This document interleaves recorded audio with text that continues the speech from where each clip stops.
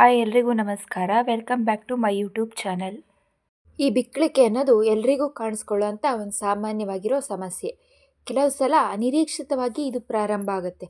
ಅಂದರೆ ಬೇಗ ಬೇಗ ತಿಂತೀವಲ್ವ, ಅಂದರೆ ಗಬ ಗಬ ಊಟ ಮಾಡಿದಾಗ, ಒಂದೇ ಸಮ ನೀರು ಕುಡಿದಾಗ, ಹೆಚ್ಚು ಸ್ಪೈಸಿಯಾಗಿರೋ ಫುಡ್ಡನ್ನು ತಿಂದಾಗ, ಅಥವಾ ಅತಿಯಾಗಿ ಡ್ರಿಂಕ್ಸ್ ಮಾಡೋದ್ರಿಂದನೂ ಕೂಡ ಬಿಕ್ಕಳಿಕೆ ಇರುತ್ತೆ. ಇನ್ನೂ ಒಂದಷ್ಟು ಜನಕ್ಕೆ ಸುಮ್ಮನೆ ಕೂತಿದ್ದಾಗ ಕೂಡ ಬಿಕ್ಕಳಿಕೆ ಶುರುವಾಗುತ್ತೆ. ಈ ಬಿಕ್ಕಳಿಕೆ ಅನ್ನೋದು ನೇರವಾಗಿ ಉಸಿರಾಟಕ್ಕೆ ಸಂಬಂಧಪಟ್ಟಿದೆ. ನಮ್ಮ ಜೀರ್ಣಾಂಗ ಅಥವಾ ಉಸಿರಾಟದ ವ್ಯವಸ್ಥೆಯಲ್ಲಿ ಅಡಚಣೆ ಆದರೆ, ಅತಿಯಾದ ಚಲನೆ ಇದ್ದರೆ ಕೆಮ್ಮು ಶುರುವಾಗುತ್ತೆ. ಹೊಟ್ಟೆ ಮತ್ತು ಶ್ವಾಸಕೋಶಗಳ ನಡುವೆ ಡಯಾಫ್ರಮ್ ಮತ್ತು ಪಕ್ಕೆಲುಬುಗಳ ಸ್ನಾಯುಗಳ ಸಂಕೋಚನದಿಂದ ಉಪ್ಸ ಉಂಟಾಗುತ್ತೆ. ಸಾಮಾನ್ಯವಾಗಿ ನಾವು ಉಸಿರಾಡಬೇಕಾದ್ರೆ ಡಯಾಫ್ರಮ್ ಕೆಳಗೆ ಇಳಿಯುತ್ತೆ. ಉಸಿರಾಡುವಾಗ ಅದು ವಿಶ್ರಾಂತಿ ಸ್ಥಾನಕ್ಕೆ ಕೂಡ ಮರಳುತ್ತೆ.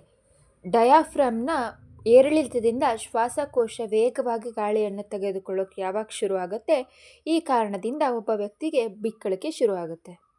ಈ ಬಿಕ್ಕಳಿಕೆ ಅನ್ನೋದು ಹೊಟ್ಟೆಗೆ ಸಂಬಂಧಪಟ್ಟಿರೋ ಒಂದು ಸಮಸ್ಯೆ. ಅತಿಯಾಗಿ ತಿಂದರೆ ಹೊಟ್ಟೆ ಊದ್ಕೊಳ್ಳುತ್ತೆ ಅಥವಾ ಉಬ್ಬುತ್ತೆ, ಆಮೇಲೆ ಬಿಕ್ಕಳಿಕೆ ಶುರುವಾಗುತ್ತೆ. ಎಷ್ಟೋ ಸತಿ ನೀವು ಎಷ್ಟೇ ನೀರು ಕುಡಿದ್ರೂ ಕೂಡ ಬಿಕ್ಕಳಿಕೆ ನಿಲ್ಲೋದಿಲ್ಲ. ಆದರೆ ಕೆಲವು ಮನೆಮದ್ದುಗಳನ್ನು ಉಪಯೋಗಿಸೋದ್ರಿಂದ ಬಿಕ್ಕಳಿಕೆಯನ್ನು ಹೋಗಲಾಡಿಸ್ಬೋದು. ಚಾಕ್ಲೇಟ್ ಪೌಡ್ರು ತಿಂದ ತಕ್ಷಣ ಸ್ಟ್ರಾಂಗ್ ವಾಗಸ್ ನರಕ್ಕೆ ಒಳ್ಳೆಯದಾಗತ್ತೆ. ಆದ್ದರಿಂದ ನೀವು ಚಾಕ್ಲೇಟ್ ಪುಡಿಯನ್ನು ತಿನ್ನೋದ್ರಿಂದ ತಕ್ಷಣವೇ ಬಿಕ್ಕಳಿಕೆಯಿಂದ ಪರಿಹಾರ ಪಡಿಬೋದು. ಈ ಜೇನುತುಪ್ಪದ ಸೇವನೆ ಸಹ ಬಿಕ್ಕಳಿಕೆ ನಿಲ್ಲೋದಕ್ಕೆ ನೆರವಾಗುತ್ತೆ. ಅರ್ಧ ಗ್ಲಾಸ್ ನೀರಿಗೆ ಜೇನುತುಪ್ಪ ಸೇರಿಸಿ ಕುಡೀರಿ. ಜೇನುತುಪ್ಪ ವಾಗಸ್ ನರನ ತಂಪುಗೊಳಿಸುತ್ತೆ. ಇದರಿಂದ ನಿರಂತರವಾಗಿರೋ ಬಿಕ್ಕಳಿಕೆಗೆ ಪರಿಹಾರ ಸಿಗುತ್ತೆ. ವಿನೆಗರ್ ಸಹ ಬಿಕ್ಕಳಿಕೆಯನ್ನು ನಿವಾರಿಸೋದಕ್ಕೆ ಸಹಾಯ ಮಾಡುತ್ತೆ. ಆದರೆ ನೀರು, ಜೇನುತುಪ್ಪ, ಸಕ್ಕರೆ ಈ ರೀತಿ ವಿನೆಗರನ್ನು ನೀವು ನೇರವಾಗಿ ತಗೊಳ್ಬಾರ್ದು. ನಿಮ್ಮ ನಾಲ್ಗೆ ಮೇಲೆ ಕೆಲವೊಂದು ಡ್ರಾಪ್ ವಿನೆಗರ್ನ ಹಾಕಿ ಬಿಡೋದ್ರಿಂದ ಅದು ಬಿಕ್ಕಳಿಕೆ ನಿಲ್ಲೋದಕ್ಕೆ ಸಹಾಯ ಮಾಡುತ್ತೆ. ಸಕ್ಕರೆಯಲ್ಲಿರೋ ಕ್ಯಾಲೋರಿಗಳು ಹೆಚ್ಚಾಗಿ ಕಂಡುಬರುತ್ತೆ. ಬಿಕ್ಕಳಿಕೆಯನ್ನು ಪರಿಣಾಮಕಾರಿಯಾಗಿ ಹೋಗಲಾಡಿಸೋಕ್ಕೆ ಇದೊಂದು ಒಳ್ಳೆ ಮಾರ್ಗ ಅಂತಲೇ ಹೇಳ್ಬೋದು.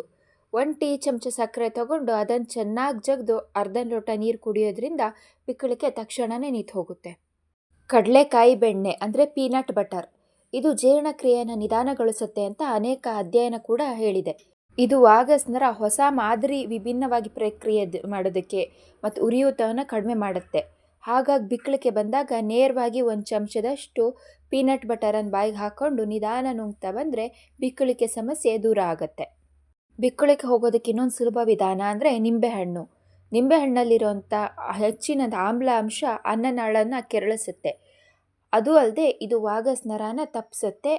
ಇದು ಸಂಕೋಚನೆಗೊಳ್ಳೋದ್ರಿಂದ ಮರುಹೊಂದಿಸೋಕ್ಕೆ ಮತ್ತು ಸ್ನಾಯುಗಳನ್ನು ತೊಡೆದು ಹಾಕೋಕ್ಕೆ ನಿಮಗೆ ಉತ್ತಮವಾಗಿ ಸಹಕಾರ ನೀಡುತ್ತೆ. ಇದಿಷ್ಟು ಬಿಕ್ಕಳಿಕೆಯನ್ನು ಮನೆಮದ್ದು ಉಪಯೋಗಿಸ್ಕೊಂಡು ಯಾವ ರೀತಿ ಹೋಗಲಾಡಿಸ್ಬೋದು ಅನ್ನೋದ್ರ ಕುರಿತಾದಂಥ ಮಾಹಿತಿ. ಇನ್ನೂ ಹೆಚ್ಚಿನ ಮಾಹಿತಿಗಾಗಿ ನಮ್ಮ ಮನೆಮದ್ದು ಯೂಟ್ಯೂಬ್ ಚಾನಲ್ನ ಲೈಕ್ ಮಾಡಿ, ಶೇರ್ ಮಾಡಿ, ಹಾಗೆ ಸಬ್ಸ್ಕ್ರೈಬ್ ಮಾಡಿ. Thank you.